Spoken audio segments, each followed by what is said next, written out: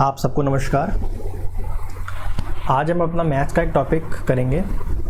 इसमें बेसिकली मैं कोई चैप्टर को नहीं करवा रहा हूँ, इसमें मैं आपको एक CGL का एक पेपर है उसे सॉल्व करवा रहा हूँ। ये मेरे डेमो लेक्चर्स हैं, इसलिए मैं आपको अभी पेपर करवा रहा हूँ कुछ दिनों तक। उसके बाद हम टॉपिक वाइज सबको कवर करेंगे, चाहे वो मैथ्स हो, इंग्लिश हो। ठीक है, मेरा थोड़ा सा मैं आपको इंट्रोडक्शन देता हूँ। ये कुछ एग्ज़ाम्स हैं जो मैंने क्लियर कर रखे हैं। ठीक है जी, और मेरा नाम मधुल लांबा है और आज मैं आपके साथ CGL का जो 3 मार्च को पेपर हुआ था, ये शिफ्ट 1 का पेपर है। मैथ्स इसमें हम सॉल्व कर रहे हैं। ठीक है, चलिए स्टार्ट करते हैं।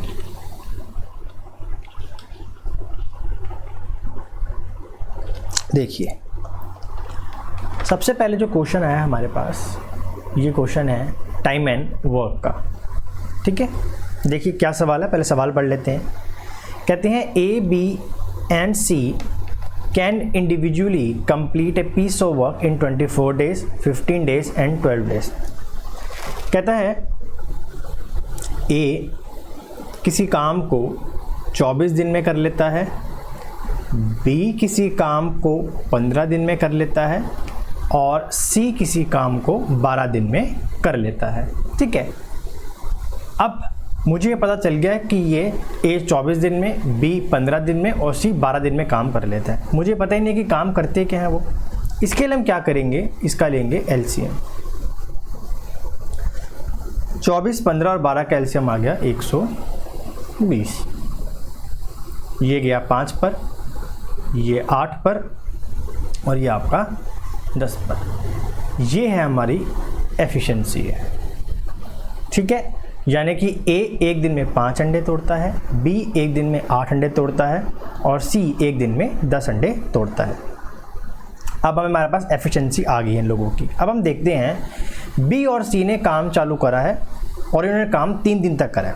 नाउ सी B और C एक दिन में कितना काम करते हैं। B 8 अंडे तोड़ता है और B 8 अंडे और C कितने अंडे तोड़ता है, 10। ठीक है जी, और इन्होंने कितने दिन तक काम करा है, 3 दिन तक काम करा है। तो 3 से मल्टीप्लाई कर दिया, मल्टीप्लाई करा तो हमें पता चला इन्होंने कितने काम कर लिया, 54। टोटल वर्क था हमारे पास 120, जिसमें से 54 हो चुका है। तो बाकी रिमेनिंग कितना रह गया, बाकी रिमेनिंग रह गया 66 वर्क। 66 वर्क ऐसा है जो मुझे अभी करना बाकी है। अब इस काम को कौन करेगा, B और C तो काम करके चले गए हैं, तो काम कौन करेगा, A एक दिन में 5 अंडे तोड़ता है और उसे 66 अंडे तोड़ने हैं। तो हम क्या करेंगे, इसको 5 से क्या कर दिया हमने, डिवाइड। इसको हम मिक्स फ्रैक्शन में कन्वर्ट करते हैं तो हमारे पास आंसर आ गया 13 1/5 डेज। ये है जो A जो है आपका काम करेगा।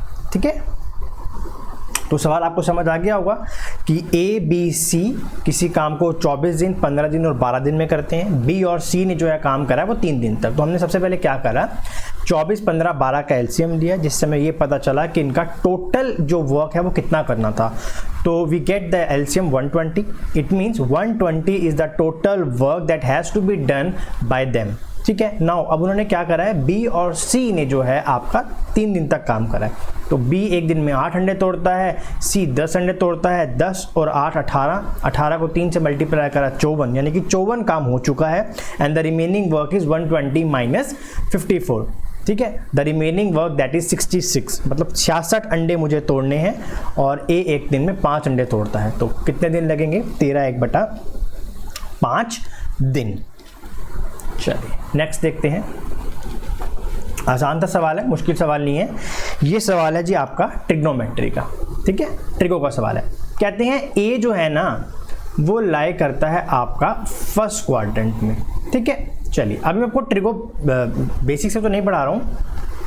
देखिए 4 क्वाड्रेंट होते हैं। जो फर्स्ट क्वाड्रेंट होता है ना, इसके अंदर जितने भी 6 फंक्शंस हैं ट्रिगो के, वो सारे पॉजिटिव होते हैं। जैसे sine theta, cos theta, tan theta, cosecant, secant और cot, all are positive in the first quadrant. Okay, 6 के 6 यहाँ पे पॉजिटिव होते हैं। अब ये कहते हैं हमारे को कि 6 tan A is equals to 5। So tan A कितना हो गया मेरे पास, that is 5/6। Okay, now see I have to find the value of 8 sine A minus 4 cos A upon में कॉस ए प्लस में 2 sine A. Here I divide both numerator and denominator by cos A. मैंने दोनों को ऊपर नीचे cos A से divide कर दिया, तो मुझे यहाँ पे क्या मिलेगा? I got 8 tan A, sorry ये माइनस है, 8 tan ए माइनस 1 अपॉन में 1 प्लस 2 tan ए. अगर आपको नहीं पता है तो मैं यहाँ पे बता देता हूँ आपको, साइन थीटा अपॉन में कॉस थीटा की जो वैल्यू होती है वो होती है tan थीटा. वैसे मैं आपको बेसिक से पढ़ाऊँगा ट्रिग्नोमेट्री, वहाँ पे तो सब चीज़ें डिस्कस करूँगा ही. चलिए नो, मैंने यहाँ पर tan की वैल्यू पुट करी, दैट इज 5/6. तो 8 into 5/6 minus 1 plus 2 into 5/6. Here I got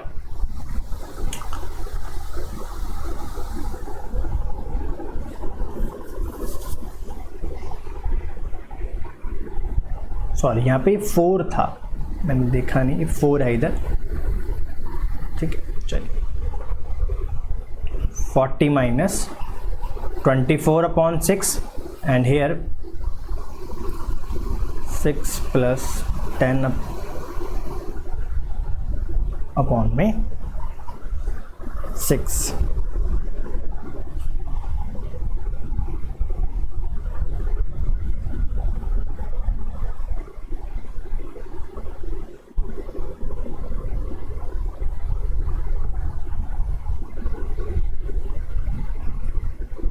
ठीक, अब ये 6 से 6 कट गया, तो 16/16 ये कितना आ गया मेरे पास? अभी ये आ गया 1. The right answer is 1. ठीक है, चलो मेरे को लगता है शायद से जो मैं लिख रहा हूँ वो थोड़ा राइट हैंड साइड पे ज़्यादा टिल्ट कर गया है, तो मैं इसको ठीक करने की भी कोशिश करता हूँ. ठीक है, क्योंकि मैं फर्स्ट टाइम ही वीडियो प्रिपेयर कर रहा हूँ, तो अभी सॉफ्टवेयर को समझना काफ़ी डिफ़िकल्ट है. Okay, sorry for this particular question. I think I have written all the text to the extent right. Okay, I'm sorry for that.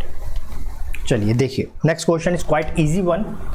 देखिए, x minus y is equals to 4 and x into y is equals to 45. So here we take x is equals to 9 and y is equals to 5. ठीक है, तो इससे क्या होता है, जो both conditions है वो अप्लाई करती हैं. कैसे? 9 minus 5 I got 4 and 9 into 5 I got 45. So here we put the values, 9 cube minus 5 cube, that is 729 minus 125. So 9 minus 4 2 and 604. That is quite easy one. ठीक है, इस क्वेश्चन हमने कुछ नहीं करा है, हमने बस पुट करी है वैल्यू. चलिए अगला सवाल देखते हैं. ये भी बहुत इजी सवाल आ गया मेंसुरेशन से. कहते हैं रेडियस दे रखा है. देखिए रेडियस क्या होता है, एक सर्कल के सेंटर से खींची गई दूरी को बोलते हैं रेडियस, और रेडियस का डबल होता है डायमीटर. डन. वो कहते हैं इसका जो रेडियस है वो 42 सेंटीमीटर है, 42 मीटर है सॉरी.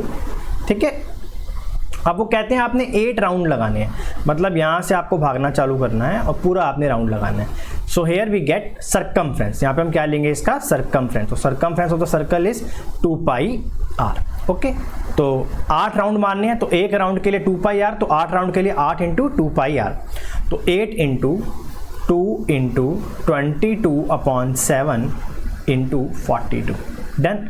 ये गया हमारा 6 के ऊपर, दैट इज 16 इंटू 22 इंटू 6. चलिए एक बार हम इसको मल्टीप्लाई भी करके देख लेते हैं. ठीक है, नहीं तो अगर हम देखें यहाँ पर, ठीक है करके देख लेते हैं.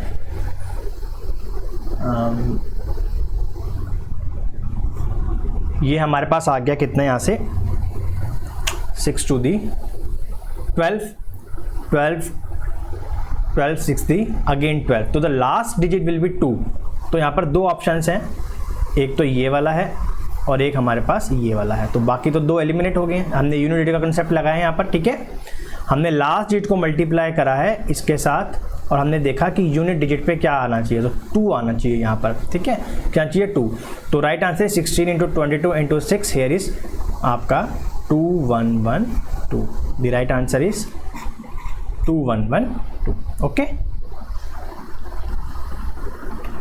चलिए देखेंगे। देखिए क्या आसान सा क्वेश्चन है बिल्कुल। देखिए क्या कहता है, कहता है the given table shows the number in 1000 of cars of 5 different models ABCDE। कहते हैं आपको जो नीचे टेबल दे रखा है ये 2012 से लेकर 2017 तक 5 अलग अलग कार्स का डाटा प्रोवाइड करा गया है। ये हज़ारों के अंदर दे रखा है। आपको क्वेश्चंस दिए जाएंगे नीचे, उसको आपको सॉल्व करना है।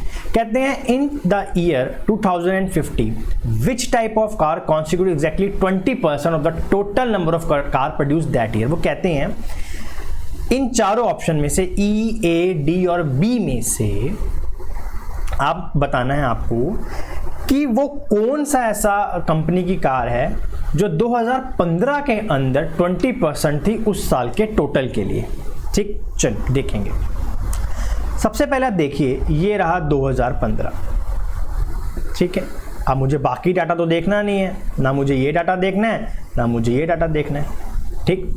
अब 2015 के अंदर टोटल कितना है मेरे पास, टोटल है मेरे पास 100। कितना है मेरे पास, 100 है। अब वो कहते हैं आपने बताना है कि 20% कब हुआ था, तो 100 का 20% दैट इज 20। तो मेरे को पता चला ये E जो है वो सीधा 20 देके जा रहा है, ठीक है। तो ये कितना हो गया 20%। द राइट आंसर इज आपका E। अगर वो पूछता D का कितना है तो D का आ गया 14%, C का 26, B का 22 और A का 18%। अगेन सेम टेबल है आपके पास और आपको नेक्स्ट क्वेश्चन बताना है। कहते हैं in if 2013 and 2014 are put together, आपको 2013 और 2014 दोनों का ही डाटा इस बारी ऐड करना है। कहते हैं 25% एग्जैक्टली कब आएगा, चलिए देखेंगे। तो मुझे 2013 देखना है तो मैं 2012 यहाँ से हटा देता हूँ और ये आपके नीचे के 3 साल भी जो हैं हटा देता हूँ। तो मुझे पता चला इनका टोटल कितना आया, दैट इज 300। अब 300 का मुझे क्या निकालना है, 25% निकालना है,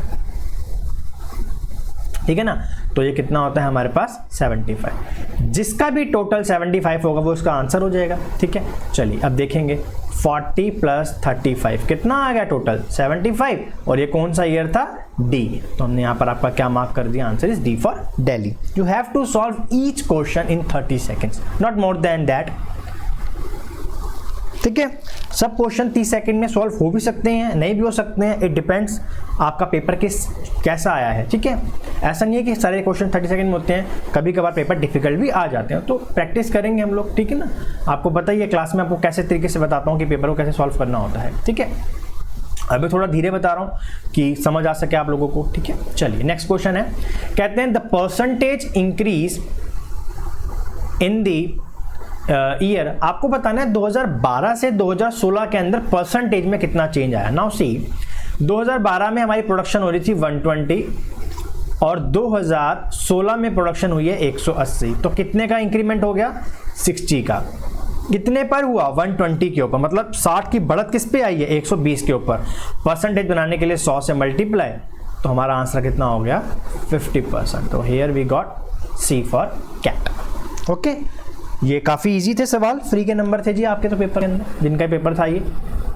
चलिए अच्छा, ये क्वेश्चन शायद मेरे ख्याल से रिपीट हो गया दोबारा से। हाँ जी, ये क्वेश्चन शायद रिपीट हो गया है, तो 50% ये इसका आंसर। चलिए आगे बढ़ते हैं हम लोग।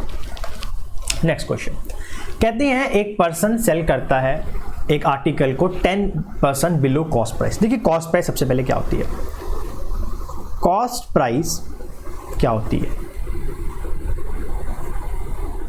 कॉस्ट प्राइस वो एक ऐसा प्राइस होता है जो आप पे करते हो किसी चीज को खरीदने के बाद, ठीक है। वो कहता है कि भैया एक पर्सन ने एक आर्टिकल सेल कर रहा है जो 10% है बिलो उसके कॉस्ट प्राइस के। नाउ हियर 10% का मतलब कितना होता है, 10% का मतलब होता है 1/10, यानी कि वो बंदा कोई चीज 10 रुपए की लेके आया, ये इसका कॉस्ट प्राइस था, और उसे 1 रुपये के घाटे में बेच रहे हैं, यानी वो कितने रुपए की बेचेगा इसको? 9 रुपये की बेचेगा उसको, ये है ना। इसको कितने रुपए की बेचेगा? 9 रुपये की बेचेगा।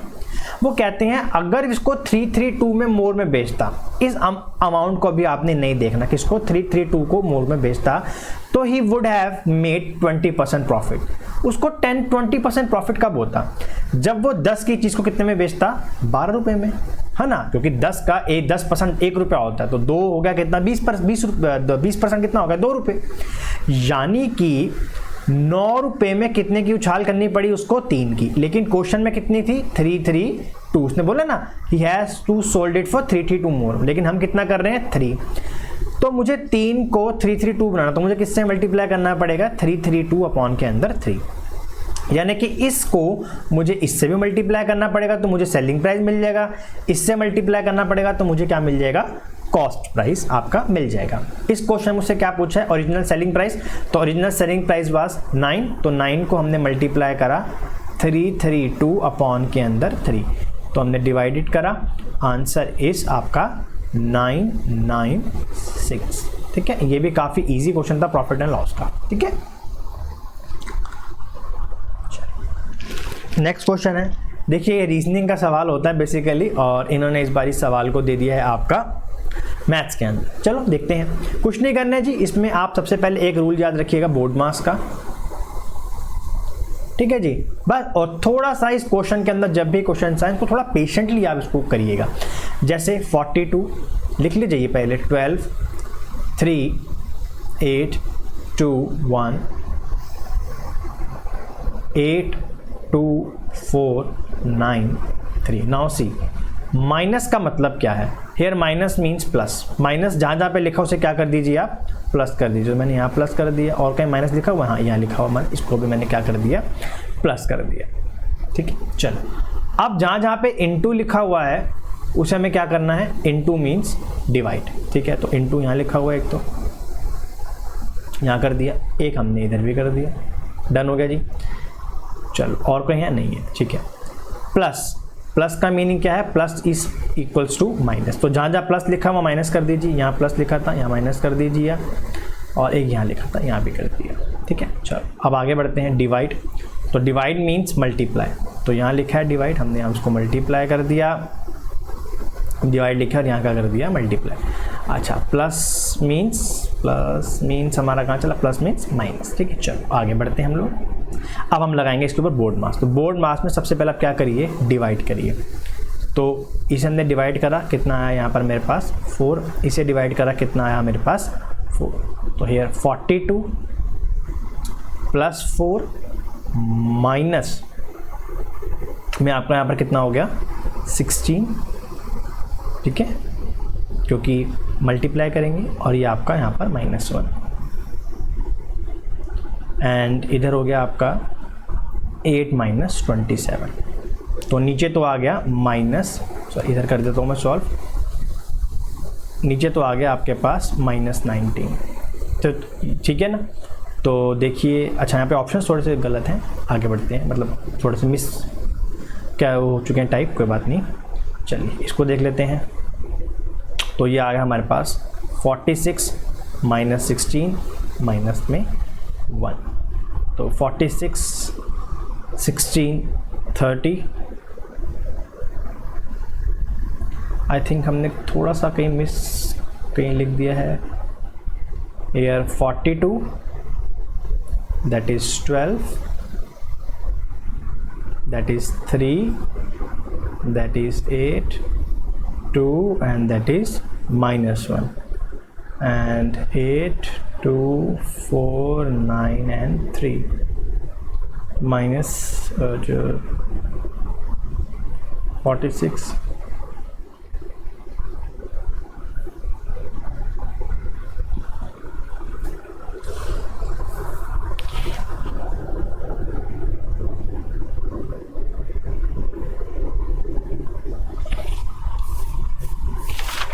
कहीं मुझे लगता है शायद मैंने कहीं गलती तो नहीं कर दी है लिखते समय में।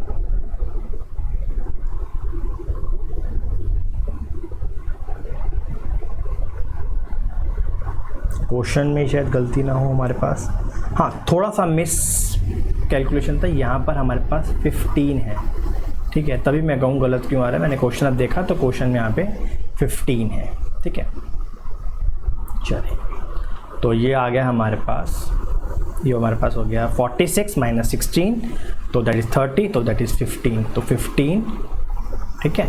Sorry for this particular question में गलती थी, वहाँ पे 1 नहीं है, वहाँ पर कितना था 5 था, तो आंसर इज -15/9, तो ये होगा राइट आंसर इसका -15/9 ये वाला, ठीक है। चलिए, सॉरी फर्स्ट वीडियो है मैथ्स के अंदर तो थोड़ा प्रॉब्लम रहता ही है अभी, बट आने वाले टाइम में आई शैल इम्प्रूव इट। चलिए, ज्योमेट्री का सवाल है, अच्छा सवाल है। कहते हैं ABC are the 3 points on a circle such that the angle subtended by chord AB and AC। देखिए क्या है, एक सर्कल हमने ड्रॉ करा, यहाँ पे 3 पॉइंट हैं, A, ये पॉइंट हो गया आपका B और ये पॉइंट हो गया आपका C। ये कॉर्ड है।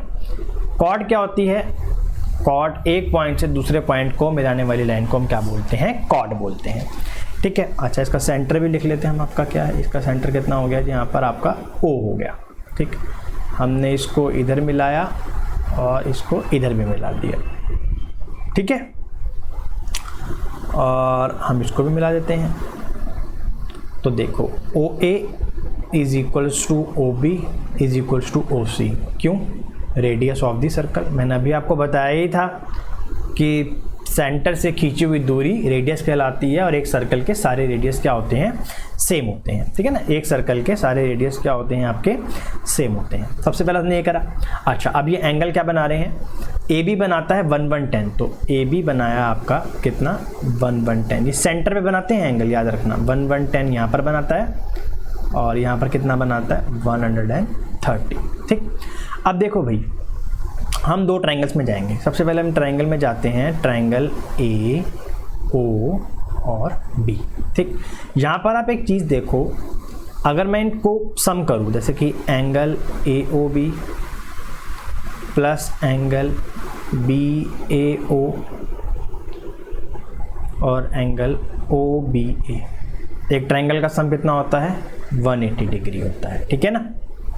चलो देखो, आप मुझे बताओ AOB और आपका ये है।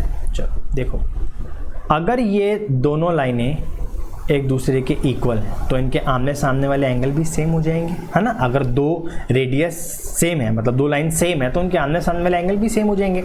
तो मैं ये कह सकता हूँ कि angle OAB plus angle OAB, ठीक है ना, दोनों को मैंने सेम कर दिया, plus AOB angle is equals to 180 degree, ठीक है। ये वाला एंगल और ये वाला एंगल सेम होंगे, तो ये हो गया twice of OAB angle 180 degree minus 110।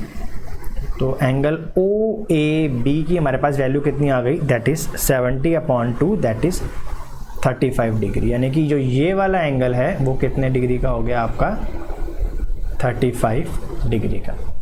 Again अब मैं इस वाले ट्रायंगल में जाऊंगा। ये ट्रायंगल का नाम दे देते हैं ट्रायंगल AO और आपका C। अगेन इसमें भी क्या है, जो AO है वो बराबर है OC के, ठीक है। तो इसी तरीके से हम करेंगे, तो हमारे पास हुआ twice of angle OAC plus angle COA is equals to 180 degree, ठीक है। और इसकी वैल्यू कितनी है? 130, तो मैंने यहाँ से 130 कितना कर दिया? माइनस, इसको डिवाइड करा 2 से, तो मुझे वैल्यू मिल जाएगी किसकी? OAC की, दैट इज 60/2। सॉरी, वो 130 है, तो ये 50/2, दैट इज 25 डिग्री। तो ये वाला एंगल कितने का हो गया? 25 डिग्री का। अब इन दोनों को ऐड करेंगे तो कितना हो गया? 60 डिग्री। तो BAC एंगल कितने डिग्री का हो गया? 60 डिग्री का हो गया, ठीक है। चलिए, ठीक है ना, रेडियस का कंसेप्ट लगाया है। 2 रेडियस सेम है, यानी कि 2 लाइन्स अगर सेम है ट्रायंगल्स की, तो उनके आमने सामने वाले एंगल सेम, हमने उनको ऐड करके थर्ड एंगल को सब्ट्रैक्ट करा है, divide by 2 in both the cases. चलिए, नेक्स्ट क्वेश्चन आसान सा सवाल है बिल्कुल ही, ठीक है। टाइम एंड डिस्टेंस का सवाल है। स्टार्ट करते हैं सवाल को। चलिए, कहता है एक ट्रेन क्रॉसिस ए पोल। देखिए जब कोई ट्रेन किसी पोल को पार करती है तो वो अपना ही डिस्टेंस तय करती है, ठीक है। देखो स्पीड, टाइम एंड डिस्टेंस में कंसेप्ट क्या होता है, distance is equals to speed into time. जब ट्रेन अपनी दूरी चल रही है तो मैंने ट्रेन की जो लेंथ है उसको ले लिया x, ठीक है, ये लेंथ ऑफ ट्रेन है x। स्पीड मुझे पता नहीं लेकिन टाइम पता है, कितना लिया है मैंने 12 सेकेंड, तो यहाँ से मुझे इसकी स्पीड पता चल गई x/12 मीटर पर सेकेंड, याद रखना इस चीज़ को भी। चलिए जब भी ट्रेन किसी ब्रिज को पार करती है, ठीक है, किसी टनल को पार करती है, किसी पुल को, फ्लाईओवर को पार करती है, ठीक है, किसी प्लेटफॉर्म को पार करती है, तो वो अपनी भी डिस्टेंस तय करती है प्लस उस चीज़ की भी, तो ब्रिज की भी तय करेगी, ठीक है। हमने ट्रेन का डिस्टेंस कितना लिया है x, ब्रिज का डिस्टेंस कितना दे रखा है मुझे 170, ठीक है। तो जब भी ट्रेन कोई भी खड़ी अगर चीज़ है, पोल है आपका, कोई खंबा है या कोई पेड़ है, तो अपनी ट्रेन दूरी लेगी, लेकिन अगर कोई लेटी हुई चीज़ है तो वो उसकी भी लेगी, ठीक है। चलिए तो ये आ गया। इसमें लेते हैं कितने सेकंड्स, 36 सेकंड्स, और ये मैंने यहाँ पे क्या लिख दिया, यहाँ पर आपका स्पीड लिख दिया, ठीक। चलिए x + 170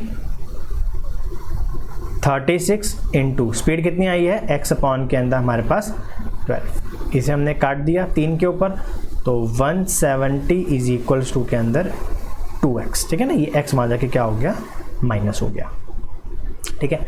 अब इसे काट देते हैं तो x की वैल्यू कितनी आ गई 85, यानी कि जो डिस्टेंस जो ट्रेन का है, अपनी जो लेंथ है वो ट्रेन की कितनी आई है हमारे पास 85। अब मुझे स्पीड निकालनी है किलोमीटर पर आवर में, तो सबसे पहले यहाँ पे हम डाल देते हैं x की वैल्यू, कहीं भी डाल सकते हैं, वैसा नहीं कहीं डालनी है, 85/12। अब मीटर पर सेकंड से किलोमीटर पर आवर में जाने के लिए हम मल्टीप्लाई करेंगे 18/5 से, तो इसको हमने 18/5 से मल्टीप्लाई कर दिया, ये गया 3 पे और ये 2 गया 2 पे, ये गया आपका 3 पे, ये गया 17 पे। Here answer is 51/2 kilometre per hour.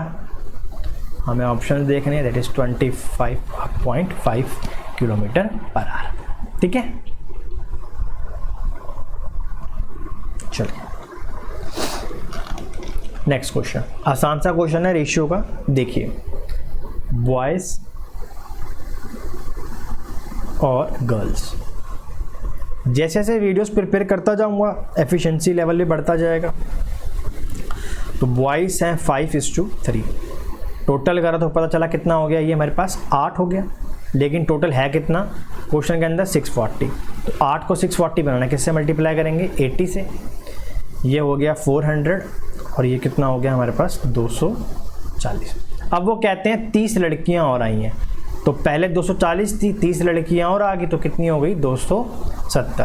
कहते हैं कितने बॉयज़ को हम डालें, मतलब बॉयज़ को फिर हम कितना डालें, x डाल देते हैं, तो जो रेशियो बनेगी ना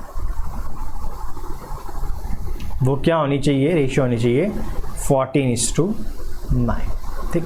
यहाँ पे सॉल्व कर देते हैं इसको, 400 + x अपॉन में 270 14:9, ये गया हमारे पास कितने के ऊपर 30 के ऊपर। 400 + x is equals to 420, multiply करेंगे इसको जाके, तो x की वैल्यू कितनी आ गई 20, ठीक है। आप चाहो तो इसको ऑप्शन से भी कर सकते हो। चलिए नेक्स्ट क्वेश्चन, अच्छा सवाल है, अलजेब्रा का सवाल है, इसको मैं आपको कंसेप्ट से करवाता हूँ, ठीक है। चलो आओ देखो, फिर बाद में कभी जब नेक्स्ट टाइम करेंगे तो टिक से कर लेंगे, ठीक है। चलो आएंगे देखें। इन सबको ना मैंने सबसे पहले बराबर रखा के सॉरी, ठीक है। जैसे आपको करके दिखाता हूँ, x की पावर 2 है, y की पावर 2b और z की पावर 2c, इसको बराबर रखा मैंने के।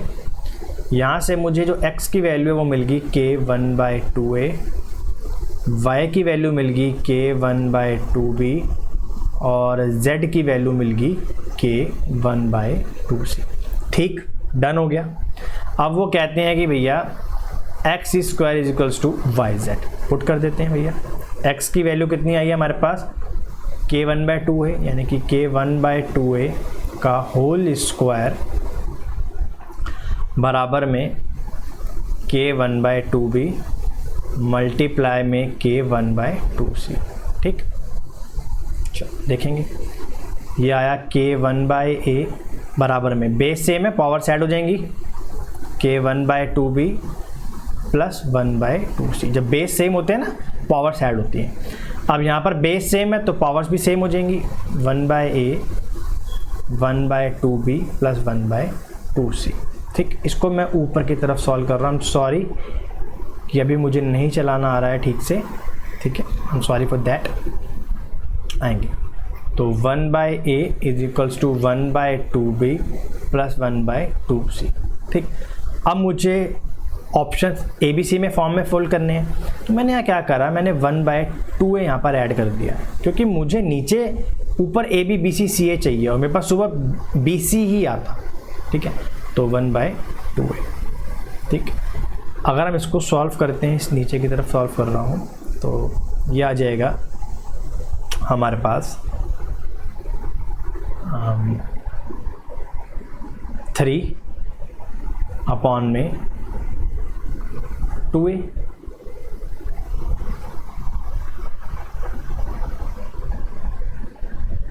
और ऊपर कितना आ गया हमारे पास,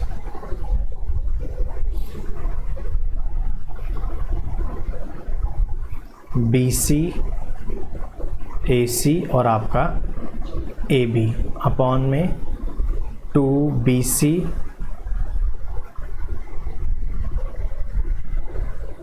ठीक है, 2BC AC। हमने यहाँ 2 से 2 कट करा, A से 1 कट कर दिया। ठीक, तो BC AC AB BC की वैल्यू में यहाँ से कितनी मिल गई आपको, ये हमें मिल गई यहाँ से 3। ठीक है,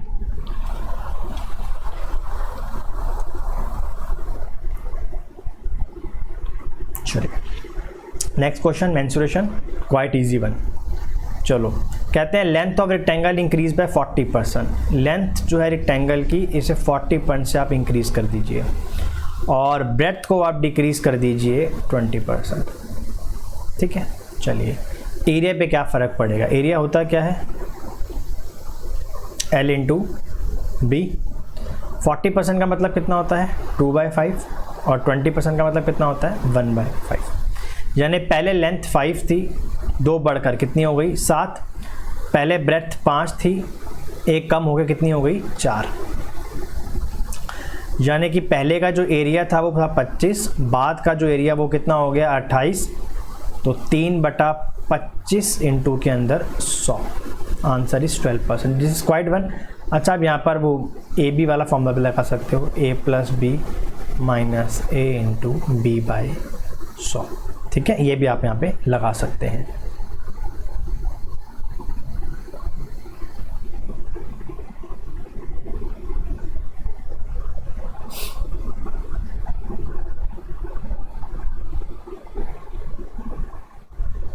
ठीक है, ये भी आप यहाँ पे लगा सकते हैं। चलो, एवरेज का सवाल है, अच्छा सा सवाल है एवरेज का। ठीक है, डिफ़िकल्ट तो नहीं कह सकते हैं इस सवाल को कि डिफ़िकल्ट है, ऐसा कुछ नहीं है। चलो देखेंगे, 6 नंबर हैं, लिख लेते हैं हमारे पास A B C D E और आपका F। ये हमारे पास 6 नंबर हैं। कहते हैं पहले 5 का सम, इन पाँचों का सम, यानी कि A plus B plus C plus D plus E, इन पाँचों का सम 7 टाइम है 6 नंबर के। ठीक है, यानी कि जो छठा नंबर होगा उसका 7 गुना बराबर है बाकी बचे हुए 5 नंबरों के। ठीक हो गए, यहाँ तक कोई दिक्कत तो नहीं है। अच्छा, इनका एवरेज दे रखा है हमारे को 136, तो टोटल कितना हो जाएगा। तो टोटल निकालने के लिए हम क्या करते हैं, एवरेज को मल्टीप्लाई करते हैं टोटल नंबर के साथ। तो टोटल कितना आ गया हमारे पास, 136 इंटू के अंदर आपका 6। 136 इंटू के अंदर हमारे पास कितना आ गया, 6। अब इसको नहीं रहने देते हैं, इसको अभी सॉल्व नहीं करते हैं यहाँ तक। ठीक है ना, क्योंकि आगे अपने आप नंबर्स कटेंगे ये वाले, नहीं तो करना है तो कर लो, कोई दिक्कत नहीं है। 600 और ये आपका हो जाएगा मेरे ख्याल से 816 ही होगा। ठीक है, चलिए ये टोटल हो गया। ठीक, आप देखो भैया, अब वो कह रहे हैं कि आपको 6 नंबर बताना है, तो मैंने क्या करा, मैंने दोबारा से नंबर लिखे, यहाँ पे लिख रहा हूँ A B C D E और ये कितना हो गया F। यहाँ तक की वैल्यू मुझे दे कितनी रखी थी यहाँ पर 7F प्लस ये वाला F तो पहले से ही रहेगा। ये कितने के बराबर आ गया 816 के टोटल के बराबर आ गया। तो 8F इज इक्वल्स टू 816, तो F की वैल्यू कितनी हो गई 102। ठीक है, right answer is 102। Question number 17 बहुत आसान क्वेश्चन है, 8 का डिविजिबिलिटी रूल पूछ रहा है। ठीक है, 8 का डिविजिबिलिटी रूल क्या होता है, last 3 digit must be divide by 8। 8 से वही रकम डिवाइड होती है जिसकी लास्ट की 3 डिजिट 8 से डिवाइड होती हो। ठीक है, जैसे कि आप देखो 104।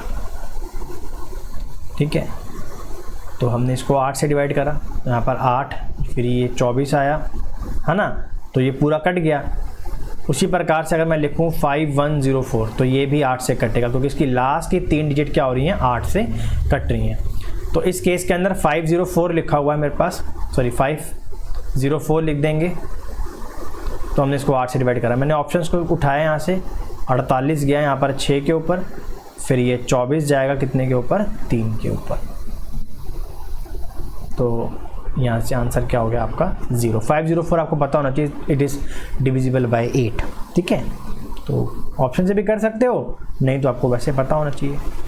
ठीक है, last 3 digit must be divisible by 8। 2 में क्या होता है मैं आपको बता देता हूँ। 2 में होता है लास्ट के डिजिट, 2 की पावर 2 यानी कि 4 में होता है लास्ट 2 डिजिट, फिर 2 की पावर 3 यानी कि 8 में होता है लास्ट 3 डिजिट। ऐसे ये टर्म्स चलती रहती हैं। ठीक है, चलिए नेक्स्ट क्वेश्चन, ये अच्छा सवाल है। ठीक है, वैसे सवाल आसान बन सकता है अगर आपको tan 15 की वैल्यू पता है तो। ठीक है, देखो वो कहता है a प्लस बी की वैल्यू है 45 डिग्री, यानी मैं एंगल a को मान लेता हूँ 30 डिग्री और इसको मान लेता हूँ मैं 15 डिग्री, तो 45 डिग्री हो गया। बस मुझे पुट करना है, मेरे पास आंसर आ जाएगा। तो tan 30 की वैल्यू होती है 1/√3। ठीक है, और 1 plus tan b। Now see, मुझे tan b की वैल्यू नहीं पता, यानी कि tan 15 की वैल्यू नहीं पता, तो मैं आपको निकालना भी सिखा देता हूँ। मुझे पता है लेकिन मैं आपको निकालना सिखा देता हूँ। ठीक है, tan b यानी कि tan 15। ठीक है ना, तो हमने क्या करा, फॉर्मूला लगाया tan 60 माइनस 45 डिग्री। ठीक है ना, 60 में से 45 जाएंगे कितने बचेंगे 15। तो tan a माइनस b का फॉर्मूला होता है tan a minus tan b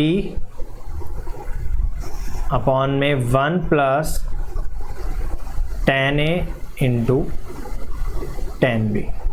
यहाँ सॉल्व कर रहा हूँ यार, √3 माइनस 1 अपॉन में 1 प्लस √3। तो मैंने इसको रैशनलाइज करा, √3 प्लस 1 कर दूंगा इसको, तो नीचे तो आ जाएगा जी 2। ठीक है, और ऊपर क्या आ जाएगा 4 माइनस 2√3। 2 कॉमन ले लेंगे यहाँ से हम, हमारे पास बच जाएगा 2 माइनस √3। ठीक है, ये होती है tan 15 की वैल्यू 2 माइनस √3। हमने यहाँ लगा दिया 2 माइनस √3। चलिए इसको सॉल्व कर लेते हैं, इस बॉक्स के अंदर सॉल्व कर रहा हूँ। 2 बाहर कॉमन लिया, √3 प्लस 1 अपॉन में √3, ये हो जाएगा 3 प्लस √3। यहाँ से मैंने √3 कॉमन ले लिया बाहर,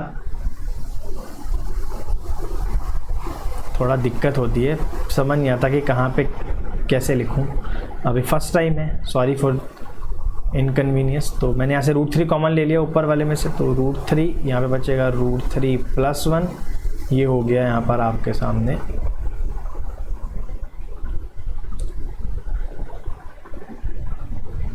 √3 माइनस 1। √3 से √3 कट गया 2, इनका हमने रैशनलाइज करा, तो ये हो गया हमारे पास 2, तो 2 को 2 से मल्टीप्लाई करा हमने, यहाँ पर आंसर कितना हो गया 4। ठीक है, तो tan 15 की वैल्यू याद रखिएगा आप लोग 2 माइनस √3, ठीक है, ये लिखी हुई यहाँ पर 2 माइनस √3। और ये कैसे आती है अभी ट्रिग्नोमेट्री पढ़ाऊँगा बहुत धीरे धीरे, क्योंकि फर्स्ट टाइम है, अभी मुझे कुछ नहीं पता कि मेरा वेबकैम कहाँ पे चल रहा है, पेन कैसे है, तो थोड़ा सा प्रॉब्लम है, सॉरी, आप समझिए तो आप मेरी बात को। बट चलिए देखेंगे। कहता है ABC है, MN is parallel to BC, ठीक है जी, MN is parallel to BC। The area of the quadrilateral MBNC is 130। ये जो क्वाड्रिलेटर है इसका एरिया दे रखा है 130, ठीक है, और हमें रेशियो दे रखी है, दे रखा है 4 और ये दे रखा है हमें 5। देखिए ज्योमेट्री में कंसेप्ट होता है क्या, जो साइड का स्क्वायर होता है ना,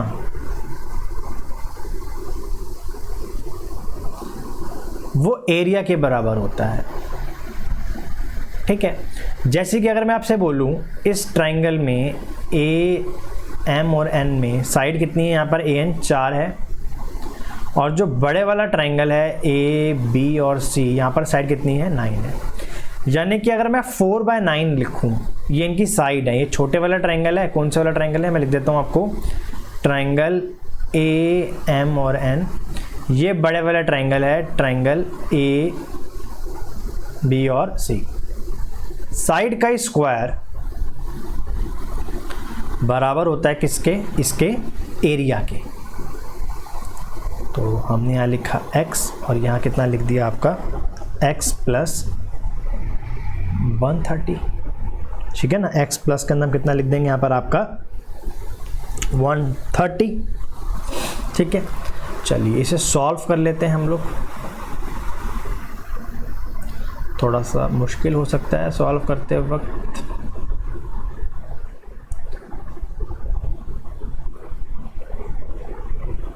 (81x) 130 इंटू 16, 81x माइनस में 16x, ठीक है। तो मैं यहाँ सॉल्व कर रहा हूँ, ठीक है, इस जगह पे सॉल्व कर देते हैं इसको। तो 130 इंटू 16 अपॉन के अंदर यहाँ पे आ गया हमारे पास 11, 6, यहाँ पे आ गया हमारे पास 5, यहाँ पे 7 में से बन गया आपका 6। Answer is 32 square centimetre. मैं भी फर्स्ट टाइम ही सब सॉल्व कर रहा हूँ, तो 32 सेंटीमीटर स्क्वायर, ठीक है। तो साइड का स्क्वायर एरिया के बराबर होता है और साइड का रेशियो ही पैरामीटर के बराबर होता है। चलिए, कहते हैं एक शॉपकीपर ने डिस्काउंट दिया है 28% का। देखो भैया क्या दिया है यहाँ पर, डिस्काउंट दिया है 28% का, और प्रॉफिट जो होता है उसको कितना होना चाहिए 12%। कहता है मार्केट प्राइस है 2224, आपसे पूछ रहा है क्या बताना है आपको, कॉस्ट प्राइस। देखिए एक रेशियो होता है CP/MP, बहुत क्वेश्चन में काम आता है, SSC तो बहुत सवाल पूछता है। ये होता है 100 माइनस डिस्काउंट %, और ये होता है 100 प्लस प्रॉफिट %। अगर लॉस हो तो यहाँ माइनस हो जाता है, ठीक है। तो 100 माइनस 28 मुझे गिवन ही था यहाँ पर, और 100 प्लस के अंदर 12, तो ये कितना आ गया हमारे पास 72, है ना, और ये कितना हो गया 112।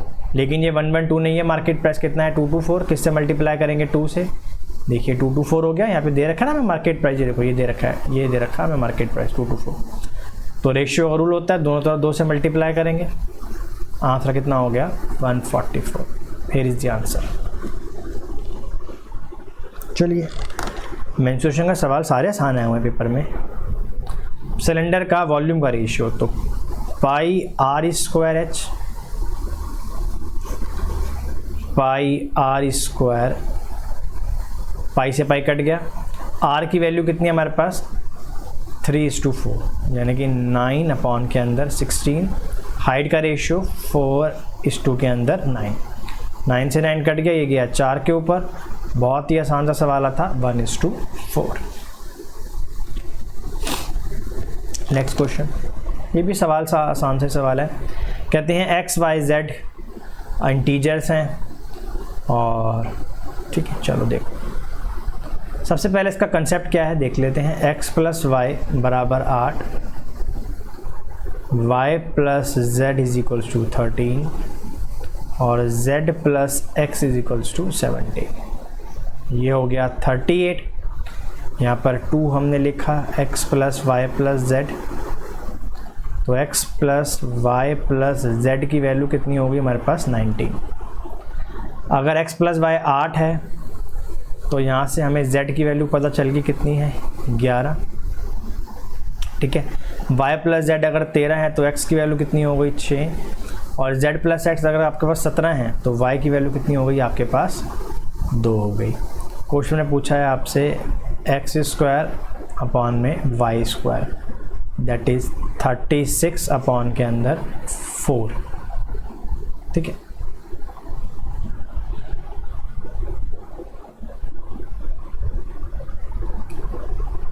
X square into y square ही है मेरे ख्याल से क्वेश्चन के अंदर। तो दोबारा से देख लेते हैं। एक्स प्लस वाई 8 है, वाई प्लस जेड 13 है, जेड प्लस जेड 17 है, that is 38, x plus Y plus z 19, okay done, z 11, 6/2। I think ये x square into y z होगा तो आंसर आ सकता था।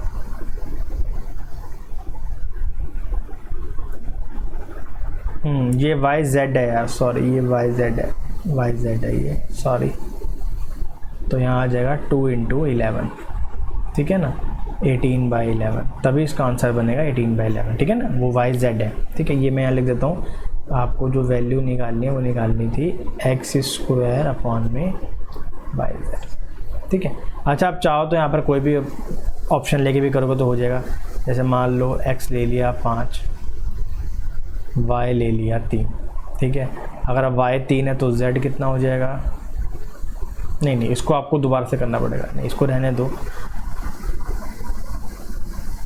मैंने ध्यान से देखा नहीं, 3 टर्म्स पे है। ठीक है, वैसे हम कर सकते हैं, ऐसा कुछ है नहीं। चलो अगला सवाल है ज्योमेट्री का। व्हाट इज ए बी और सी एक ट्राइंगल है। ठीक है, अच्छा D is the point on B C, sorry गलत फिगर ड्रॉ कर दिया। ए बी और सी, नो ठीक है। अब D is the mid point on B C, D mid point है यहाँ पर और ई मिड पॉइंट है यहाँ पर। ठीक है जी, कर दिया। मिड पॉइंट का मतलब ये 1 है तो ये भी कितना हुआ 1 हुआ। ठीक है, अब वो आपसे कहता है ट्राइंगल ए बी सी का एरिया। चलो अब आप देखिए, अगर मैं ट्राइंगल बी डी ई की बात करूँ और ट्राइंगल ए बी सी की बात करूँ तो यहाँ पर साइड का रेशियो देखो 1:2 आएगा, क्योंकि इसकी साइड तो ये 1 है और इसकी साइड कितनी होगी पूरी 2, तो इनका साइड का स्क्वायर 1:4 हो जाएगा। यानी कि इसका एरिया 1 है तो इसका एरिया कितना हो जाएगा 4, लेकिन इसका एरिया कितना है 44, तो 4 को किससे मल्टीप्लाई करोगे 44 आ जाए 11 से, तो ऊपर भी 11 से मल्टीप्लाई कर दिया, यानी कि ये है 11 और ये पूरा है 44 और ये कितना हो गया 33। लेकिन हमसे ये वाला पूछा हुआ है तो हमने आंसर क्या लगा दिया यहाँ पर 11। चलो देखेंगे, सिंपल इंटरेस्ट का सवाल है, बहुत आसान सा ही है। कहते हैं 43004644 हो गए हैं 2 ईयर्स के अंदर। ठीक, यानी कि 1 ईयर का अगर मैं इंटरेस्ट निकालूँ तो कितना आएगा 443। ठीक है ना, 1 ईयर का इंटरेस्ट कितना आ जाएगा हमारे पास, सॉरी 2 ईयर का इंटरेस्ट कितना आ गया हमारे पास 344।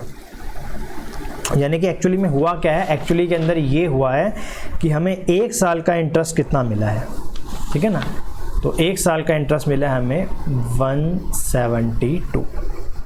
सिंपल इंटरेस्ट का फॉर्मूला क्या होता है, P into R into T upon के अंदर 100। 172 प्रिंसिपल, 4300, आर मुझे निकालना है, इसकी वैल्यू कितनी हो गई 1 और नीचे कितना हो गया 100, यानी कि आर कितना आ गया 4%। सबसे पहले हमने ये निकाल लिया। अब वो ये कहते हैं आपने प्रिंसिपल बताना है कि 5 साल के अंदर ये 10 104 हो जाए। कोई बात नहीं, आप देखिए अमाउंट दे रखा है मुझे, ये अमाउंट, ठीक है। देखो अगर मैं अमाउंट में से प्रिंसिपल माइनस कर दूंगा तो मुझे सिंपल इंटरेस्ट मिल जाएगा, ठीक है। अमाउंट में से प्रिंसिपल माइनस करेंगे तो क्या मिलेगा, सिंपल इंटरेस्ट, यानी कि P इंटू आर कितना लिया इस बार हमने 4%, क्योंकि सेम लेना है, टाइम कितना है 5 अपॉन के अंदर 100। अमाउंट है 10104, ये हमारे पास हो गया 21P अपॉन के अंदर में 100, ठीक है। कितना हो गया हमारे पास ये 100, क्योंकि ये हो गया हमारे पास 20P और ये हमने ऐड कर दिया तो कितना हो गया 21P, ठीक है। चलिए इसको हम डिवाइड कर देते हैं, तो डिवाइड करके हमें मिलेगा आपका, हम करके देख लें, 7 पे कर लेते पहले। यहाँ गया 1 के ऊपर, 28 आता है आपका 4 के ऊपर,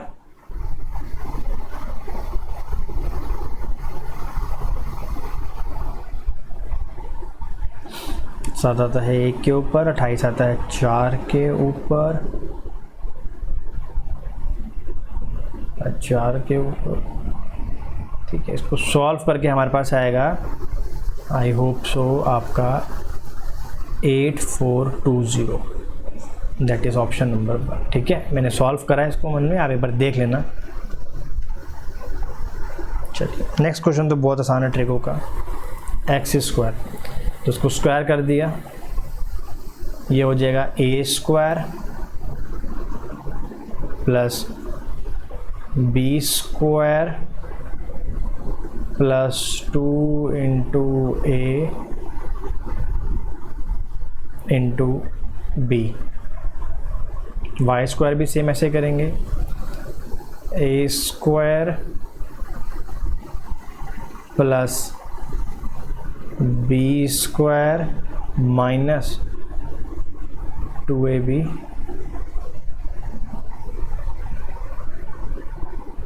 ठीक। ये दोनों कट गए, यानी कि x square plus y square 16 sine square A plus cos square A plus 25 sine square A plus cos square A. Sine square A plus cos square A 1, sine square plus cos square A 1 into 16 plus 21, answer is 41। तो ये था हमारा lecture, 25 questions. मैंने थोड़े से इस questions को थोड़ा सा मैंने तेज करवाया है, बेसिक्स कहीं पे बताए हैं, कहीं पे शॉर्ट ट्रिक्स बताई हैं, मिक्सचर करके बताया है। बेसिकली ये मैंने उन स्टूडेंट्स के लिए बुलाया जो मेरे पास ऑफलाइन बैच में पढ़ते थे। आने वाले टाइम में जब हम चैप्टर्स को करेंगे तो वहाँ मैं आपको डीप से पढ़ाऊँगा, ठीक है। प्लस उसमें जो ट्रिक्स होती हैं, जो अपने मेथड होते हैं एग्ज़ाम्स में कैसा करना होता है, उस तरीके से मैं आपको उनको समझाऊंगा। जो रियलिटी है, ये नहीं कहूँगा कि आंखें बंद करके क्वेश्चन सॉल्व हो जाएंगे, नहीं, ऐसा नहीं है जी। मैं आपको पढ़ाऊँगा, आप मेहनत करेंगे तो सब कुछ पॉसिबल है। थैंक यू एंड सॉरी, कोई भी अगर आपको लगता हो कि जल्दी में गलती कर दी हो तो